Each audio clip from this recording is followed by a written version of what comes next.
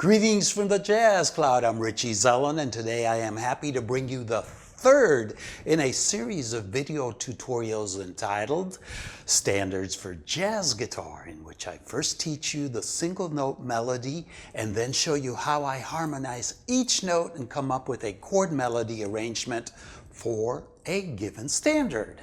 And for today's lesson, I've selected Speak Low, written by Kurt Weill. Unlike the last two lessons, which featured jazz standards over the short 12 and 16 measure forms, this one is a 32 measure one, so a lot of interesting harmonic territory to cover here. But enough said. Next, you are going to hear me play and improvise over the main melody. And right after that, I will analyze the tune for you and show you how to harmonize the melody, as well as how I improvise over it.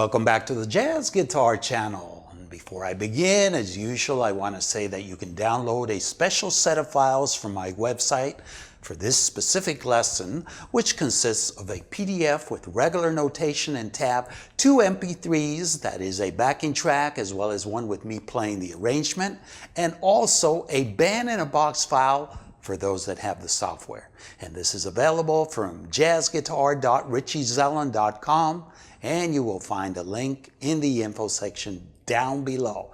So next, let's begin by analyzing the harmony to speak low in 4 measure segments as I teach you the melody first. And following this, you'll have a better understanding based on my demonstration on how to place a chord underneath each melody note. Here goes.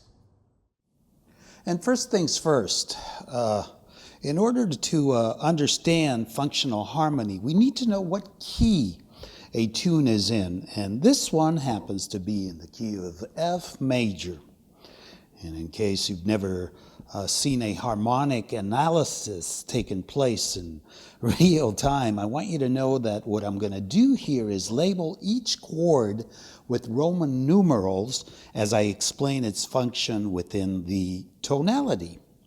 Furthermore, so you can better understand the short recurring progressions known as harmonic cadences, I will occasionally show you simultaneously how they progress through the cycle of descending fifths in this here chart. And this is something I do because in most jazz standards, at least those written using conventional major and minor tonalities, you'll learn to spot several reoccurring progressions that move sequentially through portions of the cycle of fifths. And this is helpful not only to understand the chunks that make up a given composition, but also to make it easier to memorize and improvise over. So we start out with a G minor 7 and C7 for the first 2 measures. And this is a 2-5 in F, which repeats again for the 3rd and 4th measures, and a 3rd time for the 5th and 6th measures. Easy to improvise here, just Dorian for the 2 minor and Mixolydian for the 5-7. And let me go ahead and play these 4 measures. And it is very important that we use this fingering because it will allow us to place the proper chord structure underneath, which is what we will do next after I play this. So we're starting here in 7th position. And 1, 2, 3, 4.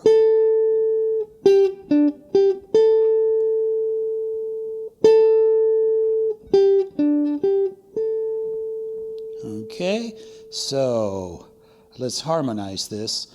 And I just want to mention that when you heard me play it at the beginning, and I improvised over it, I took several rhythmical and melodic liberties with the head here. So I just don't want you to say, that's not the way you played it earlier. No, I always play it differently. And I want you to do the same thing with this according how you feel it and hear it in your head. Especially when we have these long notes like, we don't want to just let that hang there. We can go.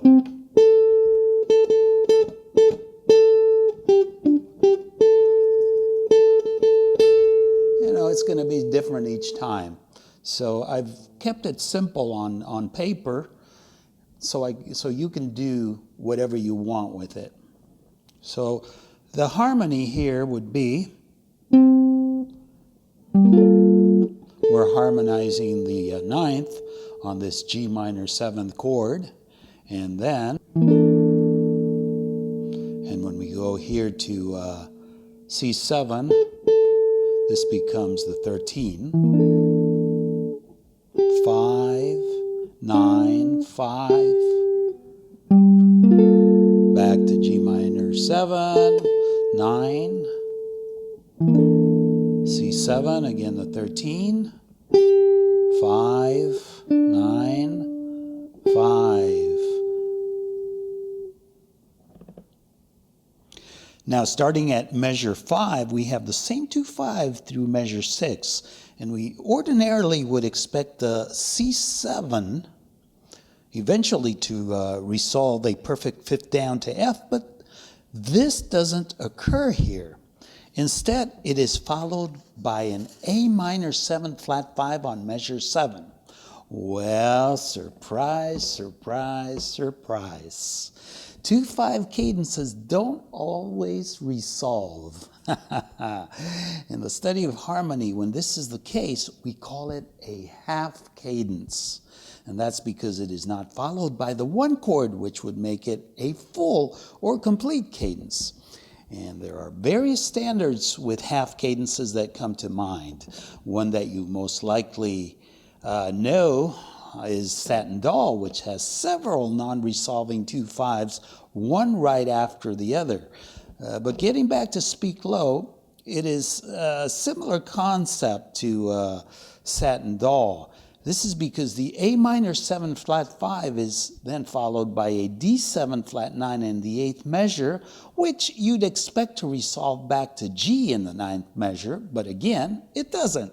So here is a second 2/5 in this tune, which also turns out to be a half cadence.